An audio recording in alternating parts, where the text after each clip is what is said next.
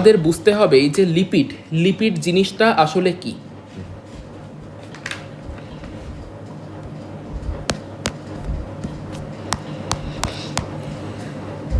এই দিক তাকাও।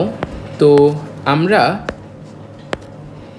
এখানে আমরা বলবো যে একটা অ্যালকোহল আর একটা ফ্যাটি অ্যাসিড এর সমন্বয়ে এই যে যৌগটা গঠিত হয়েছে, এই যৌগটাকেই বলা হয় লিপিড। অর্থাৎ একটা লিপিড ভাঙলে তুমি দুইটা জিনিস পাবা, অ্যালকোহল পাবা এবং ফ্যাটি অ্যাসিড পাবা। ঠিক আছে, আমরা জানি যাদের নামের লাস্টে অল থাকে তারা অ্যালকোহল। তাহলে আমি বলতে পারি গ্লিসারল এই জিনিসও এক ধরনের অ্যালকোহল, তাই না? আচ্ছা, তো আমি গ্লিসারলের সংকেত একটু আঁকি প্রথমে। তো গ্লিসারলের সংকেত হচ্ছে এরকম যে CH2OH CHOH CH2OH। ঠিক আছে, এটা হচ্ছে গ্লিসারলের সংকেত। ঠিক আছে, তো এইখানে দেখো গ্লিসারলের সাথে ফ্যাটি অ্যাসিড যুক্ত থাকলেও আমরা সেই জিনিসটাকে লিপিড বলতে পারি। What is fatty acid? Fatty অ্যাসিডের ভিতরে একটা লম্বা একটা কার্বন চেইন থাকবে। কি থাকবে? Carbon chain. লম্বা একটা এরকম কার্বন চেইন বা কার্বন শিকল থাকবে, লম্বা একটা কার্বন শিকল থাকবে। আর আমরা জানি প্রত্যেকটা কার্বনের হচ্ছে 3টা হাত। প্রত্যেকটা কার্বনের কয়টা হাত বলো? 3টা করে হাত। তাহলে এই কার্বনের 3টা হাত বানায় দাও, মানে 3টা বলতেছি কেন, এই 4টা না। তারপরে হচ্ছে এইখানে হচ্ছে তুমি এই যে এই, তো এই হচ্ছে কার্বনের হাতগুলো আমরা ফিল আপ করে দিলাম। এইবার আমাদের কথা হচ্ছে প্রত্যেকটা হাতে কি যুক্ত আছে? প্রত্যেকটা হাতে হাইড্রোজেন যুক্ত আছে। ঠিক আছে, প্রত্যেকটা হাতে হাইড্রোজেন যুক্ত থাকে।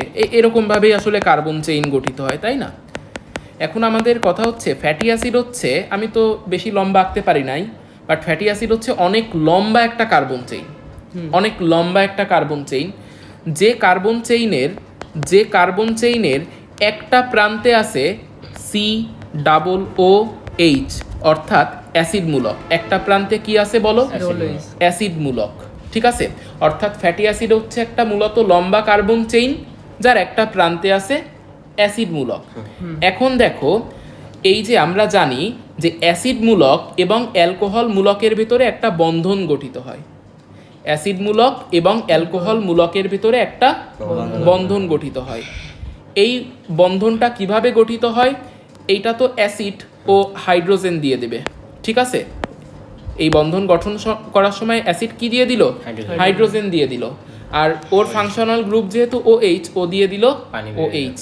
তখন এই H আর OH মিলে আসলে পানি বের হয়ে গেল। এইবার এইখানে দেখো একটা বন্ধন গঠিত হলো। এই বন্ধনটাকেই আমরা বলি হচ্ছে এস্টার বন্ধন। এই বন্ধনটাকেই আমরা কি বলি? এস্টার বন্ধন বলি। ঠিক আছে, তো আমি যদি এই গ্লিসারলটাকে আর একটু অন্যভাবে একটু আঁকি, একটু বড় করে আঁকি, এই হচ্ছে মনে করো যে গ্লিসারলটাকে আমি একটু মুছে দিয়ে আবার আঁকি। তাহলে এইটা হচ্ছে CH2, এই স্টার বন্ধন। এইদিকে হচ্ছে আর একটা CHOH, নিচে হচ্ছে কি ছিল? CH2OH, তাই না? নিচে ছিল CH2OH। তাহলে দেখো এইখানেও একটা স্টার বন্ধন গঠিত হয়ে এখানে একটা ফ্যাটি অ্যাসিড যুক্ত হবে, ঠিক কি না? এইখানেও স্টার বন্ধন গঠিত হয়ে একটা ফ্যাটি অ্যাসিড এখানে এসে যুক্ত হবে। এই দেখো, এই হচ্ছে আমাদের সেই ফ্যাটি অ্যাসিড। এই ফ্যাটি অ্যাসিড দেখো, এই ফ্যাটি অ্যাসিড হচ্ছে এইখানেও এসে যুক্ত হয়ে যাবে। ঠিক আছে, ফ্যাটি অ্যাসিডটা এসে এখানেও যুক্ত হবে। এরপরে ফ্যাটি অ্যাসিডটা যে এই নিচের যে কার্বনটা দেখতে পারতেছো, সেই নিচের কার্বনের সাথেও যে এই ফ্যাটি অ্যাসিডটা যুক্ত হবে। তাহলে আমাদের আসলে এটুকু আঁকলেও হবে না, আমাদের আরও বড় আঁকতে হবে। তাহলে এটা হচ্ছে CH2, এখানে হচ্ছে CH, আর তারপরে আমরা দেখতে পারতেছি এই জায়গা হচ্ছে CH2, মানে OH নাই হয়ে গেছে। এইখান থেকে OH নাই হয়ে গেছে, আর ফ্যাটি অ্যাসিড থেকে H নাই হয়ে গেছে। এইভাবে মানে আমাদের গ্লিসারলের সাথে কয়টা ফ্যাটি অ্যাসিড যুক্ত হলো? 3টা ফ্যাটি অ্যাসিড যুক্ত হলো, তাই না? এইখানে কি যুক্ত হলো? 1 অণু গ্লিসারলের সাথে 3 অণু ফ্যাটি অ্যাসিড যুক্ত হলো। তাহলে এই যে এই স্ট্রাকচারটাকেই আমরা বলে দিচ্ছি হচ্ছে ট্রাইগ্লিসারাইড। ট্রাইগ্লিসারাইড মানে এই না যে তিনটা গ্লিসারল, ট্রাইগ্লিসারাইড মানে এই যে একটা গ্লিসারলের সাথে তিনটা ফ্যাটি অ্যাসিড যুক্ত। তাহলে এই স্ট্রাকচারটাকে আমি কি বলতে পারি? ট্রাইগ্লিসারাইড। এবং তোমরা একটু খেয়াল করো যে এই ট্রাইগ্লিসারাইডটা যখন গঠিত হইছে তখন এই যে এইখানে কি ছিল? OH, গ্লিসারলের ভিতরে থেকে ছিল OH, যেটা হচ্ছে তার ফাংশনাল গ্রুপ। এই ফাংশনাল গ্রুপ কি এখন আর আছে? এর ফাংশনাল গ্রুপ ছিল COOH, ফ্যাটি অ্যাসিডের ফাংশনাল গ্রুপ ছিল COOH।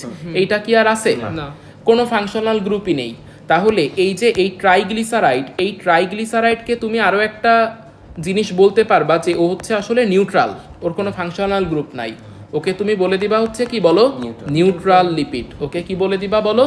Neutral lipid. মানে সহজে অংশগ্রহণ করে না, এটা মানে কোনো বিক্রিয়া অংশগ্রহণ করে না এরকম না, বলতে পারো সহজে অংশগ্রহণ করে না, কোয়াইট নিউট্রাল এরা। ঠিক আছে, তো এই ট্রাইগ্লিসারাইডেরই অপর নাম হচ্ছে নিউট্রাল লিপিড। এবং এর বাংলা শব্দটাও তোমরা জানো, এর বাংলা শব্দটা হচ্ছে স্নেহদ্রব্য। এর বাংলা ইয়াটা হচ্ছে কি? স্নেহদ্রব্য। তো আমাদের কথা হচ্ছে এই ট্রাইগ্লিসারাইড বা নিউট্রাল লিপিড বা স্নেহদ্রব্য যাই আমরা বলি না কেন, এদের ভেতরে আমি যে ছবিটা তোমাদের দেখাইছি এইখানে শুধুমাত্র কার্বন কার্বন সিঙ্গেল বন্ধনই আছে। এখন আমাদের কথা হচ্ছে এই ফ্যাটি অ্যাসিডের ভেতরে যদি শুধুমাত্র কার্বন কার্বন সিঙ্গেল বন্ধনই থাকে, কোনো ধরনের ডাবল বন্ধন না থাকে, তাহলে এইটাকে, এই ফ্যাটি অ্যাসিডটাকে তুমি কি বলে দিতে পারো? এটাকে বলতে পারো সম্পৃক্ত। তো গ্লিসারলের সাথে যদি এরকম সম্পৃক্ত ফ্যাটি অ্যাসিড যুক্ত থাকে তখন এই যৌগটাকে আমরা বলতে পারি হচ্ছে কি বলো? চর্বি। এই যৌগটাকে আমরা কি বলতে পারি বলো? চর্বি। কিন্তু মনে করো যে এইখানে মনে করো সিঙ্গেল বন্ধন না, এখানে একটা ডাবল বন্ধন আছে, তাহলে একটা এইচ কমায় দিতে হবে, তাই না? আমার ডাবল বন্ধন তো, তাহলে মনে করো এইদিকে এইচ নাই। এখন এই জিনিসটারে কি বলবা? এখন কি এই জিনিসটারে চর্বি বলবা? এখন এই জিনিসটারে চর্বি বলা যাবে না। কার্বন কার্বন ডাবল বন্ধন যদি থাকে ফ্যাটি অ্যাসিডের স্ট্রাকচারে, তখন ওইটা কেমন ফ্যাটি অ্যাসিড হয়ে গেল? অসম্পৃক্ত। তাহলে গ্লিসারলের সাথে যদি অসম্পৃক্ত ফ্যাটি অ্যাসিড যুক্ত থাকে তখন ওই স্ট্রাকচারটাকে বলা হয় তেল। তখন ওই স্ট্রাকচারটাকে কি বলা হয়? তেল। তো এই তেল আর চর্বি এরা দুইজনে যে কাজটা করে, দেখো একটা বীজ, এই বীজ থেকে চারা গাছ তৈরি হয়। এই তেল আর চর্বি এরা হচ্ছে, এই তেল আর চর্বি এরা হচ্ছে এই বীজের ভেতরে থাকে। এবং এই গাছ কি কখনো তেল চর্বি খাবে, গ্রহণ করবে না? তাহলে এই গাছ কি খাবে? এই তেল চর্বিটা আসলে আগে শর্করায় পরিণত হবে। কিসে পরিণত হবে? শর্করা। এই শর্করাকে রিসিভ করবে এই গাছটা, এবং এই শর্করা থেকেই গাছ হচ্ছে নিজের শক্তি গ্রহণ করবে, তাই তো? শক্তি উৎপাদন করবে। তো আমি একটা জিনিস বলতে পারি না যে এইখানকার এই যে তেল আর চর্বি এই গাছটারে খাইতে দিচ্ছে বা এই গাছটারে স্নেহ করতেছে, তাহলে এই তেল চর্বিকেই কিন্তু আমি বলতে পারি হচ্ছে স্নেহদ্রব্য। ঠিক আছে, অর্থাৎ স্নেহদ্রব্য কি? একটা গ্লিসারলের সাথে তিনটা ফ্যাটি অ্যাসিড যুক্ত থাকবে। ফ্যাটি অ্যাসিডটা হইতে পারে সম্পৃক্ত, হইতে পারে অসম্পৃক্ত, দ্যাট ডাজন্ট ম্যাটার, কিন্তু ওই ধরনের লিপিডকে আমরা বলবো স্নেহ পদার্থ। এখন ওই স্নেহ পদার্থের যে ফ্যাটি অ্যাসিড ওইটা যদি সম্পৃক্ত হয় তখন আমরা কি বলতেছি? আর যদি অসম্পৃক্ত হয় তখন আমরা কি বলতেছি? তেল। ঠিক আছে, তো এই হচ্ছে আমাদের এখনকার মতো কথা। এইবার আমাদের আরও একটা কথা আছে, সেটা হচ্ছে যে এই যে স্ট্রাকচারটা আমি আঁকলাম, মনে করো এখানকার তিনটা ফ্যাটি অ্যাসিডই আসলে এরকম, তিনটা ফ্যাটি অ্যাসিডই আসলে এরকম যে এখানে ডাবল বন্ধন আছে। ঠিক আছে, আমি কি আবার কারেক্ট করব নাকি থাকবে? আচ্ছা, তো এই তখন এটা তো একটা তেল, তাই না? এটা তো একটা তেল, এখানে কার্বন কার্বন ডাবল বন্ধন আছে, এটা একটা তেল। এই তেলটাকে আমি তখন বলে দিতে পারি হচ্ছে, এই তেলটাকে আমরা কি নাম দিতে পারি? এই তেলটাকে আমরা নাম দিতে পারি ওমেগা 3। কেন? কারণ তুমি যদি ধরো যে এইটা 1 নাম্বার কার্বন, তাহলে এটা 2 নাম্বার কার্বন, আর এটা 3 নাম্বার কার্বন। 3 নাম্বার কার্বনের পরে যে তোমার ডাবল বন্ধন হইছে, তাহলে এই তেলকে তুমি কি বলবা? ওমেগা 3। ঠিক আছে, এই তেলকে বলবো হচ্ছে ওমেগা 3। আচ্ছা, কার্বনের নামকরণটা এই দিক দিয়ে করা মনে হয় বেশি যুক্তিযুক্ত হবে, কারণ এই দিকে হচ্ছে ওর কার্যকরী মূলক, তাই না? তো যাই হোক, আমরা কেমিস্ট্রি পড়তেছি না, মেইন কথা হচ্ছে আমি 3টা কার্বনের পরে যে হচ্ছে ডাবল বন্ধন পাইছি, তাই ওর হচ্ছে ওমেগা ধরলে কি এইটা হবে না, কারণ আমরা তো ফ্যাটি অ্যাসিডটা হিসাব করতেছি, ঠিক আছে? তো আমি একটু শিওর হয়ে পরের দিন তোমাদের জানাচ্ছি, যেহেতু কেমিস্ট্রির ব্যাপার আমার অতটা না, কেমিস্ট্রি অত মনে আছে নাকি। তো এখন আমাদের কথা হচ্ছে যে তাহলে এই স্ট্রাকচারটাকে আমরা কি বলতেছি বলো? ওমেগা 3। এখন যদি 6টা কার্বনের পরে যে তুমি হচ্ছে ডাবল বন্ধন পাও, তাহলে তুমি বলবা হচ্ছে ওমেগা 6, ঠিক আছে? তো এই ওমেগা 3 আর ওমেগা 6 এই দুইটাই কিন্তু তেল। ওমেগা 3 আর ওমেগা 6 এই দুইটাই কি? এই দুইটাই হচ্ছে মূলত তেল। এখন এই তেল কিন্তু তোমার দেহ নিজে তৈরি করতে পারে না, কিন্তু এই তেল তোমার দেহের জন্য দরকারি। তোমার ব্রেইনের গঠনের জন্য, তোমার চোখের গঠনের জন্য এই তেল দরকারি। তাহলে এই তেল আমাদের জন্য অত্যাবশ্যকীয় কি না? খাওয়াটা আমাদের, যেহেতু তোমার শরীর তৈরি করতে পারতেছে না, বাট তোমার ব্রেইনের জন্য, চোখের জন্য দরকারি, তাহলে এই তেলটা কি আমাদের জন্য অত্যাবশ্যকীয়। এই তেলটা আমাদের জন্য কেমন বলো? অত্যাবশ্যকীয়, ঠিক আছে? ওমেগা 3 আর ওমেগা 6 এই তেল হচ্ছে আমাদের জন্য অত্যাবশ্যকীয়। আচ্ছা, তো এইবার আমাদের নেক্সট আর একটা কথা দেখো, এইখানে যে ডাবল বন্ধনের সাথে যুক্ত আছে এই কার্বনটা আর এই কার্বনটা, এই কার্বনেরও যেদিকে এইচ, এই কার্বনেরও সেই দিকেই এইচ। তাহলে এই ফ্যাটি অ্যাসিডটাকে আমি বলতে পারি হচ্ছে সিস ফ্যাটি অ্যাসিড। কিন্তু যদি এরকম হতো, যদি বিষয়টা এরকম না হয়ে এরকম হতো, তখন ওই ফ্যাটি অ্যাসিডটাকে আমি কি বলে দিতাম? Trans fatty acid. কোনটা আমাদের দেহের জন্য উপকারী? মনে রাখবা, ডাক্তাররা সবসময় বলে ট্রান্স স্যাচুরেটেড ফ্যাট খাবেন না, খাবেন না, খাবেন না। এই গরুর মাংসতে আছে, খাসির মাংসতে আছে, এগুলো খাবেন না, চিংড়ি মাছ খাবেন না, হ্যাঁ, বেশি তেল খাবেন না। কারণ ওই সমস্ত জিনিসে কি আছে ডাক্তার সাহেবরে জিজ্ঞাসা করবা, বলবে যে ট্রান্স স্যাচুরেটেড ফ্যাট আছে। তার মানে আমাদের জন্য খারাপ কোনটা? ট্রান্স। ভালো কোনটা? সিস কোথায় থাকে? অলিভ অয়েলে থাকে। সিস ফ্যাটি অ্যাসিড কোথায় থাকে? অলিভ অয়েলে থাকে। স্যাচুরেটেড মানে সম্পৃক্তটা খারাপ, অসম্পৃক্তটা ভালো, ঠিক আছে? তো এই হচ্ছে আমাদের কথা। হ্যাঁ, পোলট্রির মুরগি না তো, ওই যে খুলনা ভার্সিটিতে একটা গবেষণা হয়েছে, দেখলাম যে নর্মাল রেঞ্জের থেকে 80, 90, 100 গুণ হচ্ছে বেশি ভারী ধাতু পোলট্রির মুরগির ভিতরে, ঠিক আছে? তো খাইলে তো তোমার যখন তুমি 40-50 বছর ওভার হবে, তোমার ক্যান্সার হবে শিওর।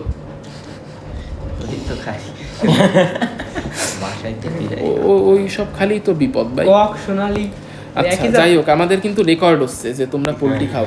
তাহলে এখন আমাদের কথা হচ্ছে যে দেখো, তাহলে এইখানে আমরা পড়ায় ফেললাম আমাদের এই তেল, চর্বি, এগুলো আমরা পড়ালাম। এইবার আমাদের কথা হচ্ছে মোম কি? মোম জিনিসটা কি আমরা একটু দেখি।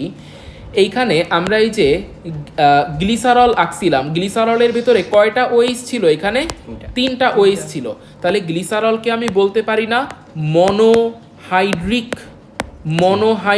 অ্যালকোহল? গ্লিসারলকে আমি কেমন অ্যালকোহল বলতে পারি?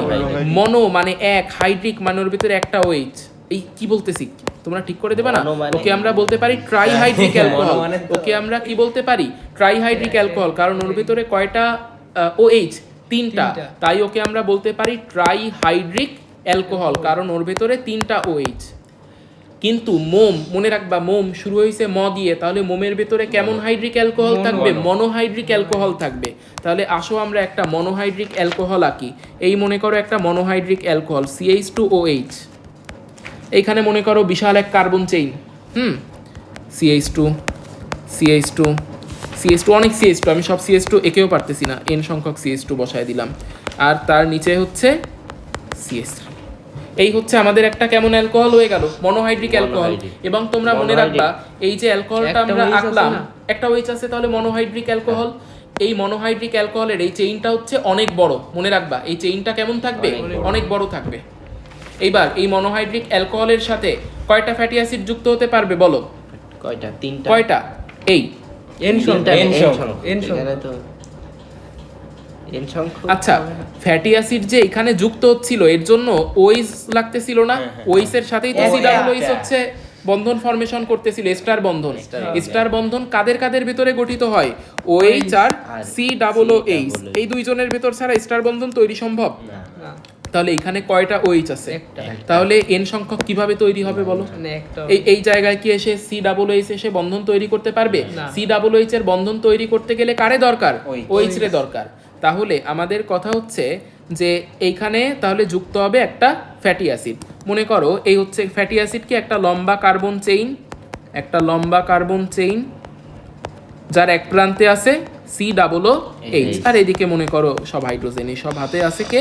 হাইড্রোজেন। এই হচ্ছে একটা ফ্যাটি অ্যাসিড।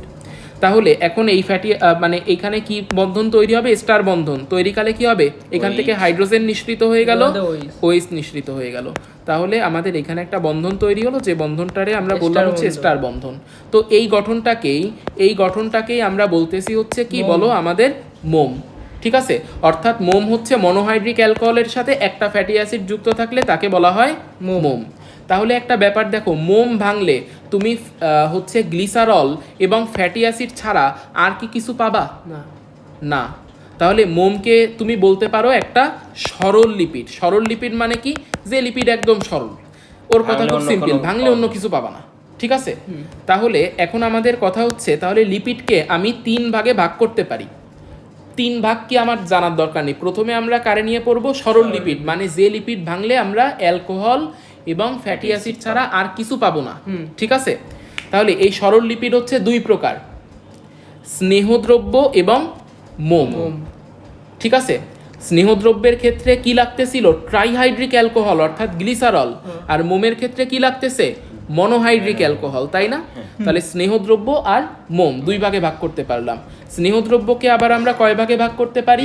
2 ভাগে ভাগ করতে পারি, তেল আর চর্বি। রাফিনের মনে একটু বাসায় যে একা একা পড়লে বেশি কমফোর্টেবল সমস্যা ফিল নেই। করে। ঠিক আছে।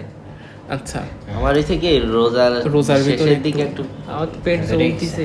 মানে আজকে হয়েছে কি সকালবেলা 2টো ভরা তোমরা ছিল জলও খাইতে পারো না, তাই না? না আমাদের হায় হায়।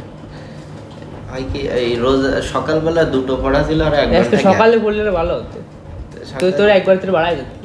আমার 11টায় সন্ধিচার ভরায়। আচ্ছা, যাই হোক, তো এইখানে আমরা হচ্ছে এই কাহিনীগুলো আমরা পড়ে ফেললাম। এইবার দেখো তাহলে তোমরা পড়বা এই যে এখানে সরল লিপিডের কি সংজ্ঞা দেয়া আছে এইগুলো পড়বা, তারপরে স্নেহদ্রব্যের কি সংজ্ঞা দেয়া আছে এগুলো পড়বা। হ্যাঁ, স্নেহদ্রব্য মানেই কি? Neutral lipid. স্নেহদ্রব্য মানে কি? ট্রাইগ্লিসারাইড। ট্রাইগ্লিসারাইড কয় রকম? 2 রকম। কি কি? তেল আর চর্বি। হ্যাঁ, তারপরে যে চর্বির সংজ্ঞা তোমরা পড়বা, তারপরে হচ্ছে তোমরা তেলের সংজ্ঞা পড়বা।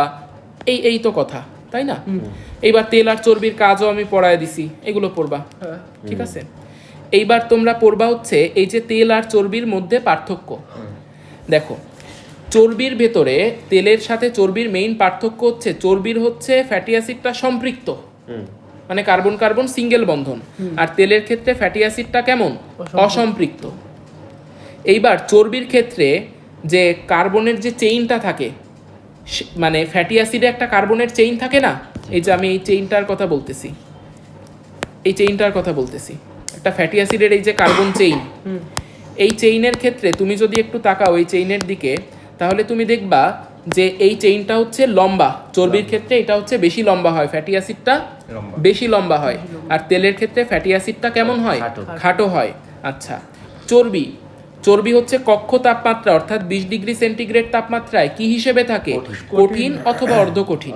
ঠিক আছে, যে খাসির চর্বি যখন দেখবা একদম কঠিন না, কিন্তু একটু তুলতুলে কেমন জানি লাগে, একটু অর্ধকঠিন লাগে, আবার একদম যে সফট একদম জলের মতন তাও তো না, তাহলে কঠিন বা অর্ধকঠিন। ঠিক আছে, আর তেল কক্ষ তাপমাত্রায় কেমন? যেমন তোমার যে ভোজ্য তেল যেগুলো রান্নাঘরে ইউজ করো, তাহলে ওইগুলো কেমন? কক্ষ তাপমাত্রায় তরল। আচ্ছা, এইবার তাহলে একটা জিনিস আমি বলতে পারি না, যে জিনিস কঠিন তারে গলাইতে তো তোমার তাপ দেয়া লাগবে, আর যে জিনিস অলরেডি তরল তারে আর কিসের গলানো, তারে আর কিসের তাপ, তাই না?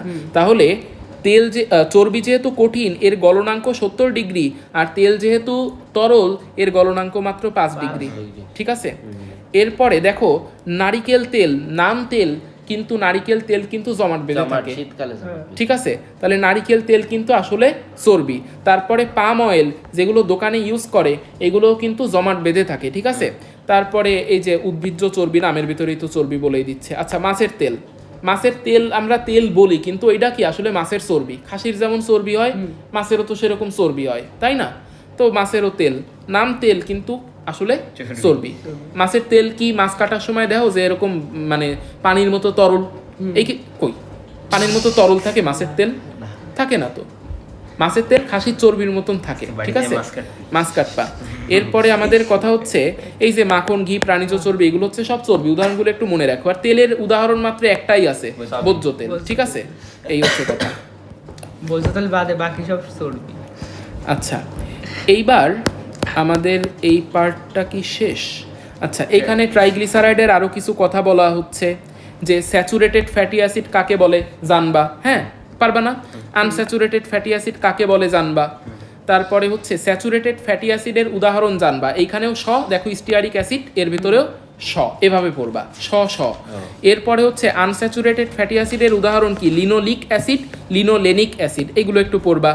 তারপরে হ্যাঁ, লিনোলিক আর লিনোলেনিক এরা হচ্ছে আনস্যাচুরেটেড। আর স্যাচুরেটেড যে তার নামের শুরুই হয়েছে স দিয়ে, সেটা হচ্ছে স্টিয়ারিক অ্যাসিড।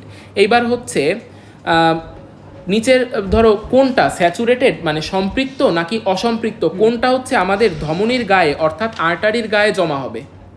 আমি কি বলছিলাম, আর্টারির গায়ে যেগুলো জমা হয়ে যাবে সেগুলো তো খারাপ। খারাপ কোনগুলো, সম্পৃক্ত না অসম্পৃক্ত? এই সম্পৃক্তটা খারাপ বলছিলাম। ট্রান্স স্যাচুরেটেড ফ্যাট খারাপ। স্যাচুরেটেড মানে কি? সম্পৃক্ত। স্যাচুরেটেড মানে সম্পৃক্ত, ঠিক আছে। তাহলে আমাদের কথা হচ্ছে স্যাচুরেটেড ফ্যাটি অ্যাসিড হচ্ছে এই যে স্যাচুরেটেড ফ্যাটি অ্যাসিড অর্থাৎ সম্পৃক্ত ফ্যাটি অ্যাসিড, এটা হচ্ছে আর্টারি গাত্রে জমা হয় অর্থাৎ ধমনীর গায়ে জমা হয়। মনে করো একটা ধমনী, এই ফ্যাটি অ্যাসিডগুলো এখানে যে জমা হবে, হ্যাঁ, এবং কি করবে? রক্ত চলাচলের পথকে সরু করে দেবে, তাই তোমার কি হবে? হৃদরোগ হবে। আনস্যাচুরেটেড ফ্যাটি অ্যাসিড অর্থাৎ অসম্পৃক্ত ফ্যাটি অ্যাসিডে এরকম হবে না। মানে ওই যে আমরা যখন হার্ট ব্লক হয়ে যায় না, প্লাগ বসাই, ওই সব কাহিনী বুঝছো। ওই হার্ট যে ব্লক হয় এইভাবেই তো ব্লক হয়, কোলেস্টেরল টেরল জমা হয় তো ব্লক হয়, তাই না? তো এখন আমাদের কথা হচ্ছে যে এই যে দুইটা ফ্যাটি অ্যাসিডকে বলা হচ্ছে আবশ্যকীয় ফ্যাটি অ্যাসিড। সেই দুইটা ফ্যাটি অ্যাসিডের নাম হচ্ছে দেখো লিনোলেইক অ্যাসিড আর একটা হচ্ছে লিনোলেনিক অ্যাসিড। একটা হচ্ছে লিনোলেইক, একটা হচ্ছে লিনোলেনিক, ঠিক আছে। ওটা বাসায় যে তুলনা করবে, এখন তুলনা করলে তোমার মাথা গোলায় যাবে, ঠিক আছে। লিনোলেইক, লিনোলেনিক এদেরকে বলা হচ্ছে আবশ্যকীয় ফ্যাটি অ্যাসিড। কারণ কি? এদেরকে তোমার খাবারের সাথেই গ্রহণ করতে হবে, তোমার বডি তৈরি করতে পারবে না। তাহলে এই যে এই লিনোলেইক এইটা থাকে হচ্ছে ওমেগা 3-এ, এইটা কোথায় থাকে বলো? ওমেগা 3-তে। আর লিনোলেনিক এইটা থাকে হচ্ছে ওমেগা 6-এ। বুঝতে পারছো? এই কারণে ওমেগা 3 এবং ওমেগা 6-কেও বলা হচ্ছে আবশ্যকীয়। কারণ ওই ওমেগা 3 আর 6-কে খাইলেই কি হবে? তুমি এই দুইটা ফ্যাটি অ্যাসিডকে পাবা, ঠিক আছে। তাহলে আমরা এইখানে দাগাই যে ওমেগা 3 আর ওমেগা 6 এরাও হচ্ছে অত্যাবশ্যকীয়। তবে ওমেগা 3 আর ওমেগা 6 আসলে ফ্যাটি অ্যাসিড না, এরা হচ্ছে তেল। বইতে বলা হচ্ছে ফ্যাটি অ্যাসিড। ওকে স্যার কোন সেন্সে বলছে তোমরা বুঝতে পারছো। তো এখন আমাদের কথা হচ্ছে ওমেগা 3 আর ওমেগা 6 আসলে কেন অত্যাবশ্যকীয়? কারণ দেহে তৈরি হয় না, তাই খাদ্যের সাথে তোমার গ্রহণ করতে হবে। এবং এটা কার গঠনের জন্য দরকারি? ব্রেইন আর চোখের জন্য দরকারি। আচ্ছা, তারপরে সিস ফ্যাটি অ্যাসিড কোথায় থাকে? একটু আগে বলছিলাম অলিভ অয়েলে থাকে। এবং সিস ফ্যাটি অ্যাসিড দেহের জন্য উপকারী আর ট্রান্স ফ্যাটি অ্যাসিড হচ্ছে দেহের জন্য অপকারী। আচ্ছা, তারপরে তোমরা হচ্ছে এইখান দিয়ে একটা জিনিস পড়বা যে সিস ফ্যাটি অ্যাসিড কাকে বলে আর ট্রান্স ফ্যাটি অ্যাসিড কাকে বলে। এগুলো বুঝবা না, হাইড্রোজেনগুলো একই দিকে থাকলে সিস, উল্টো দিকে থাকলে ট্রান্স। আচ্ছা, এরপরে আমরা আশা করি কিছু আমরা বাদ দিইনি এদিক দিয়ে, তাই না? লিপিডের সংজ্ঞাটাই তো বাদ দিয়ে গেছিলে, আগের দিন পড়াইছিলাম। তাহলে আজকে আবার একটু পড়ায়নি। সেটা হচ্ছে অ্যালকোহল এবং ফ্যাটি অ্যাসিডের ভেতরে এস্টার বন্ধন হইলেই তো সেই যৌগকে আমরা লিপিড বলতেছি, তাই না? এটাই হচ্ছে কথা। এইবার দেখো লিপিড হচ্ছে বর্ণহীন, গন্ধহীন, স্বাদহীন। এই অধ্যায়ে তিনটা জিনিস হচ্ছে বর্ণহীন, গন্ধহীন, স্বাদহীন। সেটা হচ্ছে সালিয়া, হ্যাঁ, আ দিয়ে পড়বা অ্যামাইনো অ্যাসিড, লি দিয়ে পড়বা লিপিড, আর সা দিয়ে পড়বা স্টার্চ এবং সেলুলোজ, ঠিক আছে। আচ্ছা, এরপরে আমরা যদি বলি লিপিড কি? পানি আর তেলে অদ্রবণীয়। তাহলে জৈব দ্রাবক, যেমন ওই জৈব যৌগ অধ্যায়ে তুমি যেগুলো পড়ো আর কি, এই সমস্ত জিনিসে লিপিড হচ্ছে দ্রবণীয়। দ্রবণীয়। তারপরে লিপিড হচ্ছে ফ্যাটি অ্যাসিডের কি হিসেবে থাকে, এস্টার হিসেবে থাকে। লিপিড তো পানিতে ভাসে, কারণ কি ও পানির থেকে হালকা। ওদেরকে তুমি যদি লাইসিস করো পানীয়ের সহায়তায় অর্থাৎ হাইড্রোলাইসিস করো, তাহলে তুমি কি পাবা, ফ্যাটি অ্যাসিড এবং গ্লিসারল অর্থাৎ ফ্যাটি অ্যাসিড এবং অ্যালকোহল পাবা। আচ্ছা, তারপরে যত ওর ওজন বৃদ্ধি পাবে তত ওর গলনাঙ্ক বৃদ্ধি পাবে। লিপিডের নির্দিষ্ট কোনো গলনাঙ্ক নেই। কেমিস্ট্রি সেকেন্ড পেপার 5 অধ্যায় মনে রাখবা, কাচেরও নির্দিষ্ট কোনো গলনাঙ্ক নেই। তারপরে মনে রাখবা যে লিপিডের সাথে তুমি যদি সুদান 3 যোগ করো, এটা আসলে একটা রঞ্জক। এই রঞ্জকটা যদি তুমি লিপিডের সাথে যোগ করো তখন দেখবা লাল হয়ে গেছে, ঠিক আছে। এরপরে হচ্ছে আমরা এদিকে আর কিছু আমাদের পড়ার নাই, চলে যাই।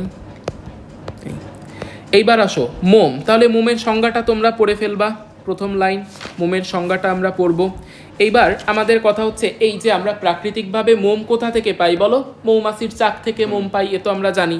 মৌমাছির নাম থেকেই তো মোম কথাটা আসছে। তারপরে হচ্ছে সাধারণ তাপমাত্রায় মোম তো কঠিন অবস্থায় থাকে। আমাদের মোমবাতির যে মোমের দিকে দেখো, সাধারণ তাপমাত্রায় তো কঠিন অবস্থায় থাকে। মোমরে তুমি যদি পানির সাথে এখন মিশ্রণ করো তাহলে কি হচ্ছে তোমার মোম কি পানির সাথে মিশ্রিত হয়ে যাবে চিনি লবণের মতো? না। তাহলে আমরা বলবো মোম পানিতে অদ্রবণীয়। একটু কষ্ট হলেও রাফিন খেয়াল করো, ঠিক আছে? কষ্ট হবে, সারা জীবন কষ্ট হবে, কিন্তু এর ভিতর থেকে মানে পড়াশুনো করে যাইতে হবে, ঠিক আছে? এরপরে আমাদের কথা হচ্ছে এই মোম হচ্ছে পড়বা, মোমের ভেতরে যে ফ্যাটি অ্যাসিডটা থাকে সেই ফ্যাটি অ্যাসিডটা হচ্ছে অসম্পৃক্ত। হ্যাঁ, যদি এটা সব ক্ষেত্রে সঠিক না, বাট বইতে এরকম লিখছে। তাহলে মোমের ভেতরে যে ফ্যাটি অ্যাসিডটা থাকে সেটা হচ্ছে অসম্পৃক্ত। আচ্ছা, মোম হচ্ছে রাসায়নিকভাবে নিষ্ক্রিয়। তুমি জৈব যৌগে কোনোদিন মোমের কোনো বিক্রিয়া করিছো? হাজার জিনিসের তো বিক্রিয়া করিছো, কোনোদিন শুনিছো যে মোম এই অমুকের সাথে মিশে এই তৈরি করিছে? পরনিত। মোম হচ্ছে রাসায়নিকভাবে নিষ্ক্রিয়, ঠিক আছে। এরপরে হচ্ছে আমি প্রথমেই বলছি এর চেইন হচ্ছে অত্যন্ত দীর্ঘকায়। হ্যাঁ, তো এইখানকার যে ফ্যাটি অ্যাসিড, মোমের ভিতরে ফ্যাটি অ্যাসিডও থাকে, অ্যালকোহলও থাকে। ফ্যাটি অ্যাসিডের ভিতরে কার্বন থাকে না, সেই কার্বনে থাকে মানে 14 থেকে 36টা কার্বন থাকে। ফ্যাটি অ্যাসিডের ভিতরে কয়টা কার্বন থাকে? 14 থেকে 36টা। আর অ্যালকোহলের ভিতরে কার্বন থাকে কয়টা? 16 থেকে 36টা, ঠিক আছে। এইবার মোম এমসিকিউর জন্য আমরা আসলে পড়ে যাচ্ছি, ঠিক আছে? এমসিকিউর জন্য আমরা আসলে পড়ে যাচ্ছি। তবে তোমাদের মেইন কাজ হচ্ছে বইটা আগে পড়া। বই পড়ে আসলে ফিল করবা, তোমার এই গাধার মতন বসে মুখস্থ করার দরকার। তুমি একবার পড়বা। আমরা তো বুঝে বুঝে পড়তেছি জিনিসগুলো।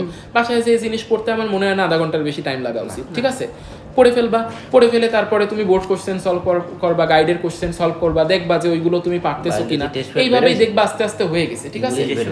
আমি বোটানিতে হচ্ছে 25-এর ভিতরে 23-24 পাইছিলাম সম্ভবত।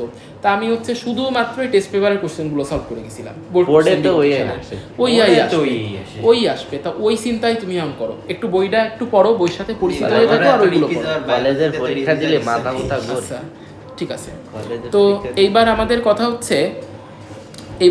কথা হচ্ছে মোমের কাজ একটু দেখো। তোমার ডিপে যাওয়া লাগবে না, ঠিক আছে?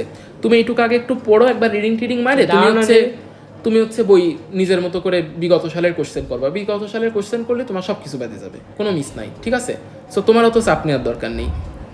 তো এখন আমাদের কথা হচ্ছে মোমের কাজ। কিন্তু আমাদের সাথে এই যে রাফিন আছে, রাফিন তো হচ্ছে বায়োলজিতে প্রো হইতে চায়, তাই না? বলেন না, তাই না? সত্যি কথা, যা তুমি মেডিকেলে দিবা তাহলে তোমার তো এইটাই লজ্জা পার কি আছে? তাহলে তোমার তো ভর্তি হবে। ওরা যা করে করুক, তোমার তো ভর্তি হবে। ওরা হচ্ছে ওই বোর্ড কোশ্চেন, তুমি টার্গেট করবা যে আমার কোনো বই বোর্ড কোশ্চেন পড়া টরা না, আমি বই পড়ে বইয়ের পেজ মনে রাখে আমি পরীক্ষার হলে দাগাবো, ঠিক আছে? পেজ ধরে খেয়ে ফেলাবো। হ্যাঁ, তো এখন আমাদের কথা হচ্ছে মোমের কাজ কি দেখো। এইটা মনে করো একটা গাছের পাতা। মোম কি করে? মোম হচ্ছে এই পাতার উপরের দিকে এরকম ভাবে অবস্থান করে। মোম হচ্ছে পাতার উপরের দিকে এইভাবে অবস্থান করে। হ্যাঁ, ফলে কি হয় এই পাতা থেকে যে তোমার একটু পানি বের হবে, অর্থাৎ গাছ যে ইউরিনেশন করবে মুতবে, এটা সম্ভব হয় না। গাছ যে প্রচ্ছেদন করবে এটা সম্ভব হয় না, ঠিক আছে? কারণ মোম হচ্ছে অলরেডি এটা লেয়ার দিয়ে রাখছে, এবং এই জিনিসটা দরকারি। যেমন এটা যদি হয় কোনো মরুভূমি উদ্ভিদের পাতা, এবং এইখান থেকে যদি প্রচুর পরিমাণে পানি সারাদিন বের হইতে থাকে, গাছ তো মারা যাবে। এই কারণে মোম কিন্তু খুবই দরকারি, ঠিক আছে? তাহলে মোম কি করে? মোম হচ্ছে উদ্ভিদের অঙ্গের উপরিতলে প্রতিরোধক হিসেবে কাজ করে। কি হিসেবে কাজ করে? প্রতিরোধক হিসেবে কাজ করে। হ্যাঁ, তারপরে এগুলো হচ্ছে গাছের আরও বিভিন্ন পার্টের উপরে, কাণ্ডবোটা, বোটা, পাতা, ফল, এই সমস্ত জিনিসের উপরে একটা স্তর হিসেবে অবস্থান করে। পড়বা কিসুমোম, কি পড়বা বলো? কিসুমোম, কি সু মোম, হ্যাঁ বারবার উচ্চারণ করবা কিসুমোম। তাহলে কিউটিন সুবেরিন হচ্ছে কি জাতীয় পদার্থ? মোম জাতীয় পদার্থ। এই মোম থেকে মোমবাতি তৈরি হয়, এই জিনিস কি পড়ানোর আছে নাকি? লিপস্টিক তো কি দিয়ে তৈরি হয়? মোম দিয়ে তৈরি হয়। তাহলে আমরা বলতে পারি না প্রসাধন শিল্পে মোম ব্যবহৃত হয়? ঠিক আছে, আচ্ছা এইবার আমাদের কথা হচ্ছে, প্রথমে তো আমরা পড়ছিলাম হচ্ছে সরল লিপিড, অর্থাৎ যে লিপিড ভাঙলে তুমি অ্যালকোহল আর ফ্যাটি অ্যাসিড ছাড়া আর কিছু পাবা না। এইবার আমাদের কথা হচ্ছে আরও কিছু লিপিড আছে যাদেরকে ভাঙলে তুমি অ্যালকোহল আর ফ্যাটি অ্যাসিড ছাড়াও তুমি অন্যান্য অনেক কিছু পাবা। যেমন তুমি যদি ফসফোলিপিডকে ভাঙো তাহলে অ্যালকোহল এবং ফ্যাটি অ্যাসিড ছাড়াও তুমি হচ্ছে ফসফোলিপিডের ভিতরে থাকে হচ্ছে ফসফেট। দাঁড়াও আমি একবার একটু চেক করে নিই, ফসফরিক অ্যাসিড থাকে না ফসফেট থাকে, আমার সঠিক এই মুহূর্তে মনে পড়তেছে না। এই যে ফসফেট, হ্যাঁ তাহলে ফসফোলিপিডের ভিতরে কি থাকে বলো? ফসফেট থাকে। তাহলে আমরা পড়ব যে ফসফোলিপিডের, হ্যাঁ নাম শুনে তো বোঝা উচিত। তাহলে এখন আমাদের কথা হচ্ছে ফসফোলিপিডের ভিতরে কি থাকে? অ্যালকোহল এবং ফ্যাটি অ্যাসিড ছাড়াও ফসফেট থাকে। গ্লাইকোলিপিডের ভিতরে অ্যালকোহল এবং ফ্যাটি অ্যাসিড ছাড়াও কি থাকে? গ্লাইকো মানে শর্করা, গ্লাইকো শব্দের অর্থ হচ্ছে কি বলো? শর্করা। অর্থাৎ এইখানে অ্যালকোহল এবং ফ্যাটি অ্যাসিড ছাড়াও আরও কি থাকে? শর্করা থাকে। সালফোলিপিড, অ্যালকোহল এবং ফ্যাটি অ্যাসিড ছাড়াও এখানে কি থাকে? সালফার থাকে। লিপোপ্রোটিন, এখানে লিপিডের পাশাপাশি কি থাকে? প্রোটিন থাকে। লিপিডের পাশাপাশি প্রোটিন থাকে। তাহলে এই সমস্ত লিপিডকে তুমি কি বলতে পারবা? সরল বলবা না যৌগিক বলবা? যৌগিক বলবা, তাই না? তাহলে যৌগিক লিপিড, এই যে যৌগিক লিপিডের 4টে প্রকার আমরা পড়ে ফেললাম, ঠিক আছে? এই মুনা পড়ে দেব। এখন আমাদের কথা হচ্ছে যে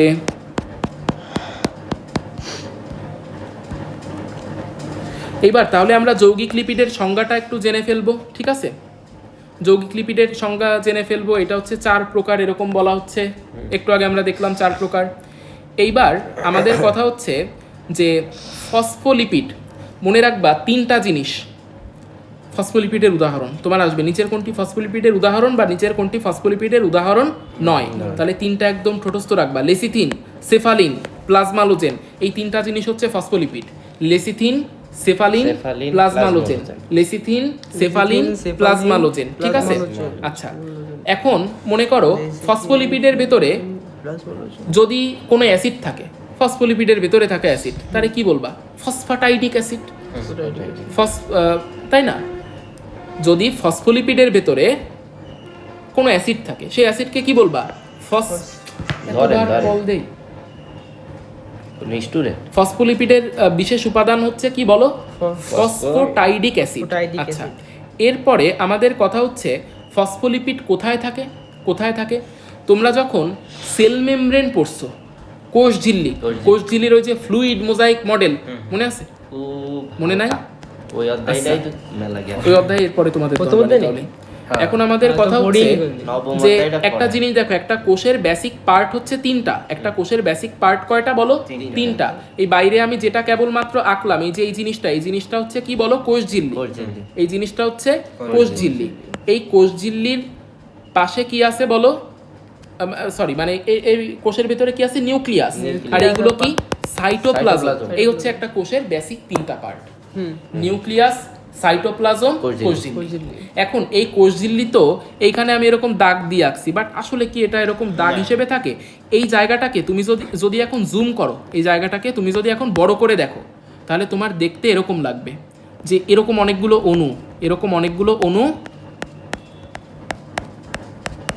মিলে এরকম কোষঝিল্লি তৈরি করছে। তাহলে কোষঝিল্লির ভিতরে অ্যাকচুয়ালি 2টা লেয়ার, এই একটা লেয়ার, এই আর একটা লেয়ার, ঠিক আছে? তো এইখানের এই যে অণুগুলো, এই অণুগুলোর নাম কিন্তু ফসফোলিপিড। এই অণুগুলোর নাম কি বলো? ফসফোলিপিড। এই অণুগুলোর নাম কি বলো? ফসফোলিপিড, ঠিক আছে? তাহলে আমরা বলতে পারি না যে কোষঝিল্লিতে হচ্ছে ফসফোলিপিড থাকে। কোষঝিল্লি মূলত কি দিয়ে তৈরি বলো? ফসফোলিপিড দিয়ে তৈরি। এই ফসফোলিপিডগুলোকে এরকম কেন আঁকে আমি, আচ্ছা এগুলো প্রথম অধ্যায়ে দেখাবানি, এখন না দেখাই। তাহলে এখন আমাদের কথা হচ্ছে যে তাহলে আমি বলতে পারি না যে ফসফোলিপিড থাকে কোথায়? ফসফোলিপিড থাকে হচ্ছে সেল মেমব্রেন বা কোষ ঝিল্লিতে, তাই না? তারপরে এরা মানে আমরা বুঝলাম হচ্ছে বিভিন্ন মেমব্রেনে থাকে, বিভিন্ন এনভেলপ বা বিভিন্ন পর্দায় থাকে। তাহলে ও কোষের যে মেমব্রেন অর্থাৎ সেল মেমব্রেনে থাকে। তারপরে ও হচ্ছে মাইটোকন্ড্রিয়ার মেমব্রেনে থাকে। তারপরে ও হচ্ছে নিউক্লিয়াসের যে মেমব্রেন অর্থাৎ নিউক্লিয়ার এনভেলপ সেইখানে থাকে। তো বাকি কয়টা জিনিস তোমরা চাইলে পড়ো, না চাইলে না পড়ো। টনোপ্লাস্ট হচ্ছে কোষ গহ্বরের বাইরের আবরণকে বলা হয় টনোপ্লাস্ট, ঠিক আছে?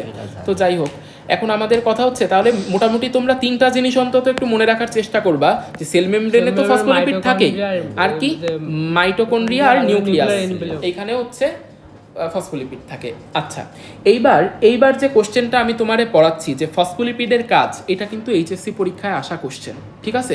ফসফোলিপিডের কাজ এটা সবাই খেয়াল করবা যে ফসফোলিপিড, তাহলে আমি দেখলাম ফসফোলিপিড হচ্ছে কোষ ঝিল্লিতে থাকে। শুধুমাত্র কোষ ঝিল্লিতেই থাকে না, ও হচ্ছে দেখো নিউক্লিয়াসে থাকে, এন্ডোপ্লাজমিক রেটিকুলামে থাকে, টনোপ্লাস্টে থাকে, অর্থাৎ বিভিন্ন ধরনের অঙ্গাণুর বাইরেও থাকে।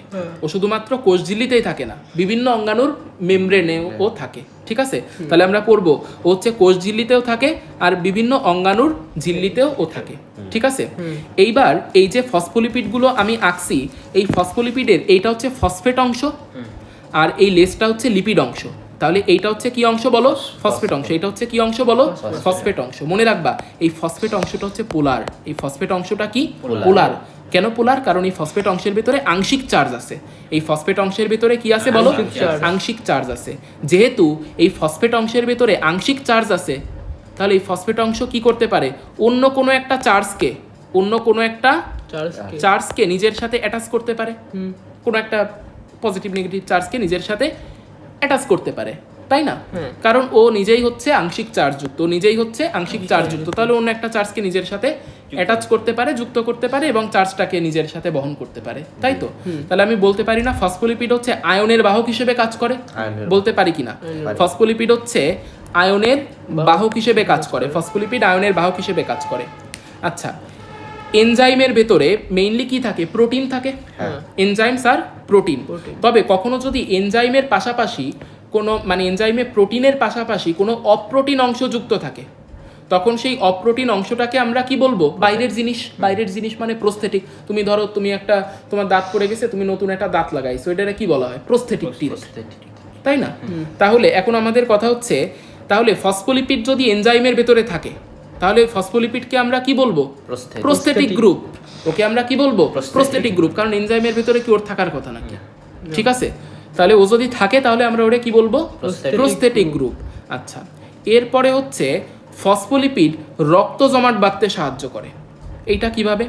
কারণ দেখো যে আমরা জানি যে মনে করো এটা হচ্ছে অনুচক্রিকা বা প্লেটিলেট, ডেঙ্গু হলে যেটা কমে যায়। আমাদের 3 ধরনের রক্তকণিকা না, লোহিত রক্তকণিকা, শ্বেত রক্তকণিকা আর অনুচক্রিকা। আমি এখানে সেই অনুচক্রিকার কথা বলতেছি। এটা হচ্ছে অনুচক্রিকা। তো এই অনুচক্রিকার এই যে মেমব্রেন দেখতেছো, এই মেমব্রেনেও থাকে ফসফোলিপিড। অনুচক্রিকার এই মেমব্রেনেও কি থাকে? ফসফোলিপিড। অর্থাৎ এই মেমব্রেনটাও কেমন? এই মেমব্রেনটাও হচ্ছে পোলার। মেমব্রেনটা কেমন? পোলার। মেমব্রেনটা পোলার। এখন একটা জিনিস মনে রাখবা, তোমরা রক্ততঞ্চন ফ্যাক্টর পড়ছো না? 4 অধ্যায়ে রক্ত সঞ্চালন অধ্যায়, 13টা রক্ততঞ্চন ফ্যাক্টরের নাম। হ্যাঁ, তার ভিতরে 4 নাম্বার রক্ততঞ্চন ফ্যাক্টরের নাম হচ্ছে ক্যালসিয়াম আয়ন, ঠিক আছে? এত কিছু জানার দরকার নেই, তোমরা জাস্ট মনে রাখো ক্যালসিয়াম আয়ন হচ্ছে রক্ত জমাট বাঁধাইতে হেল্প করে। মনে করো তোমার কোনো একটা জায়গা শরীরে কেটে গেছে, তখন তোমার ওইখানে রক্ত জমাট বাঁধাইতে হেল্প করবে কে? Calcium ion. এখন এই অনুচক্রিকার গায়ে এই ক্যালসিয়াম আয়ন এসে যুক্ত হবে। কেন যুক্ত হবে? কারণ অনুচক্রিকা নিজেই পোলার, নিজেই চার্জযুক্ত, আর ক্যালসিয়ামও চার্জযুক্ত। তাহলে ক্যালসিয়াম এসে এই অনুচক্রিকার গায়ে যুক্ত হবে। ক্যালসিয়াম যতক্ষণ না অনুচক্রিকার গায়ে যুক্ত হবে ততক্ষণ কিন্তু তোমার ব্লাড পড়তেই থাকবে, তোমার রক্ততঞ্চনটা হবে না, ক্লটার হবে না, ঠিক আছে? তাহলে আমরা বলতে পারি না যে এই যে এইখানে থাকা যে ফসফোলিপিড, এই ফসফোলিপিড আছে বলেই তো এই ক্যালসিয়াম এখানে যুক্ত হইতে পারছে, তাই না? কারণ ফসফোলিপিড চার্জযুক্ত, আংশিক চার্জযুক্ত। তাহলে আমরা বলতে পারি না যে রক্ততঞ্চনে ভূমিকা রাখে ফসফোলিপিড? বলতে পারি কিনা? ফসফোলিপিড হচ্ছে যে রক্ত জমাট বাঁধতে সাহায্য করে। এত কথা আসলে না বললিও, তোমাকে দেখাই দিতাম, পড়ে নেবা শেষ। এরপরে হচ্ছে যে বেশি পড়ালে অনেক সময় বোরিং লাগে। তো এখন আমাদের কথা হচ্ছে যে গতদিনের জায়গায় না যাতে পারেন। হ্যাঁ, তাই আমার একটু পড়াতে টাইম লাগে ভাই। গতদিন আগে তাই তো হয়ে গেছে, তো মেলা দিনই চলে গেছে। আচ্ছা, এরপরে আমাদের কথা হচ্ছে আগের দিন আজকে পড়ানো হয়ে গেছে, আগের দিন। এখন মনে করো এই যে এখানে একটা কোষ আঁকছি না আমরা, এখানে আমরা একটা কোষ আঁকছি, এই কোষের এই সমস্ত জায়গায় কি আছে বলো? ফসফোলিপিড আছে না? ফসফোলিপিড কি এক ধরনের লিপিড, যার নামের লাস্টে যা সে তাই। ফসফোলিপিডের নামের লাস্টে কি? লিপিড। তাহলে ফসফোলিপিড নিজেও কি? লিপিড। আচ্ছা, মনে করো কোষের বাইরে প্রচুর পরিমাণে পানি আছে না? আমি হচ্ছে এই নীল কালার দিয়ে হচ্ছে পানি আঁকতেছি। কোষের বাইরে মনে করো প্রচুর পরিমাণে পানি আছে, আমাদের জীবদেহ তো মানে পানি। তাহলে এখন একটা ব্যাপার দেখো, এই পানিগুলো যদি এখন এই কোষের ভেতরে ঢোকা শুরু করে, তাহলে কোষের ভেতরে একটা ফ্লাড হয়ে যাবে না, একটা বন্যা হয়ে যাবে না? কোষ মারা যাবে না? এই কোষ কিন্তু তখন মারা যাবে। এই কারণে দেখো সৃষ্টিকর্তার মাথায় কত বুদ্ধি, সেটা হচ্ছে উনি কি করছে, উনি এইখানে লিপিড দিয়ে দিছে। কারণ উনি জানে তেলে জলে কোনোদিন মেশে না, ঠিক আছে? লিপিড আর পানি কখনো মেশে না। তাহলে এইখানে উনি যেহেতু লিপিড দিয়ে দিছে, তাহলে এইখানে আর পানি ঢুকতে পারবে না, পারবে না, ঠিক আছে? তাহলে পানি ঢুকতে পারলো না। কিন্তু এইবার দেখো, আমরা জানি সব হরমোনই হচ্ছে কি? প্রোটিন। কিন্তু যে হরমোনের নামের ভেতরে 6টা আছে, যে হরমোনের নামের ভেতরে 6টা আছে, যেমন টেস্টোস্টেরন, ইস্ট্রোজেন, প্রোজেস্টেরন, এই যেসব হরমোনের নামের ভেতরে 6টা আছে, তারা কিন্তু লিপিড, ঠিক আছে? অর্থাৎ তুমি যে টেস্টোস্টেরন বলো, ওইটা কিন্তু লিপিড। এই কারণে দেখবা খাসির মাংস খাইলে হচ্ছে অনেকের মানে একটু মনে হয় যেন যাদের টেস্টোস্টেরন বেশি দেবে একটু খাসির মাংস একটু বেশি টেশি খায়। তো এখন আমাদের কথা হচ্ছে যে এই 6টা যুক্ত হরমোনগুলো হচ্ছে কি? লিপিড। এখন তাহলে একটা ব্যাপার দেখো, আমি মনে করলাম এই জিনিসটার নাম হচ্ছে টেস্টোস্টেরন। এই জিনিসটার নাম হচ্ছে টেস্টোস্টেরন, ঠিক আছে? ওই বয়লার খালি কিন্তু কাজ হবে না। এখন আমাদের কথা হচ্ছে যে রাফিন সতর্ক হয়ে যাও। এখন কথা হচ্ছে যে এই যে টেস্টোস্টেরন, এই টেস্টোস্টেরন কিন্তু এখন একটা জিনিস দেখো, টেস্টোস্টেরন নিজে লিপিড, তাহলে ও কি লিপিডের ভিতর দিয়ে যাইতে পারবে? অবশ্যই, ঠিক আছে? যে তোমরা হচ্ছে কেমিস্ট্রিতে পড়ছো না, লাইক ডিজলভস লাইক নীতি, অর্থাৎ জৈব যৌগ জৈব দ্রাবকে কিরকম কি একটা জানি পড়ছিলা, দ্রবণীয় অজৈব যৌগ অজৈব দ্রাবকে দ্রবণীয়, এরকম কি একটা, মানে যাই হোক আমারও ভালো মনে নেই। কিন্তু মেইন কথা হচ্ছে এ যেহেতু লিপিড, আর এই ফসফোলিপিড মানে আমাদের যে সেল মেমব্রেন, এই সেল মেমব্রেনও হচ্ছে লিপিড, সুতরাং লিপিড সহজেই লিপিডের ভিতর দিয়ে চলে যাবে। তাহলে একটা ব্যাপার দেখো, আমাদের এই যে কোষঝিল্লি হচ্ছে কাউরে কাউরে যাইতে দিচ্ছে না, আবার কাউরে দিচ্ছে। অর্থাৎ আমরা, হ্যাঁ অবশ্যই সেরকমই। এখন আমি বলতে পারি না যে কোষঝিল্লি হচ্ছে ভেদ্যতা নিয়ন্ত্রণ করতেছে, কে ওরে ভেদ করতে পারবে, কে ভেদ করতে পারবে না। অর্থাৎ ও ভেদ্যতা, পরিবাহিতা, কে ওর ভেতরে পরিবাহিত হইতে পারবে, কে পারবে না। অর্থাৎ ও কি করতেছে? ভেদ্যতা পরিবহন প্রক্রিয়া নিয়ন্ত্রণ করতেছে। উদ্ভিদের তেলের ভিতরে থাকে হচ্ছে ফসফোলিপিড, তাহলে আমরা কি বলবো? উদ্ভিজ্জ তেল ফসফোলিপিড সমৃদ্ধ, ঠিক আছে? আচ্ছা, যদি লিপিডের সাথে অ্যালকোহল এবং এইটুক কি হয়েছে? আচ্ছা, এখানে আমরা একটু 2 মিনিটের পজ দিই।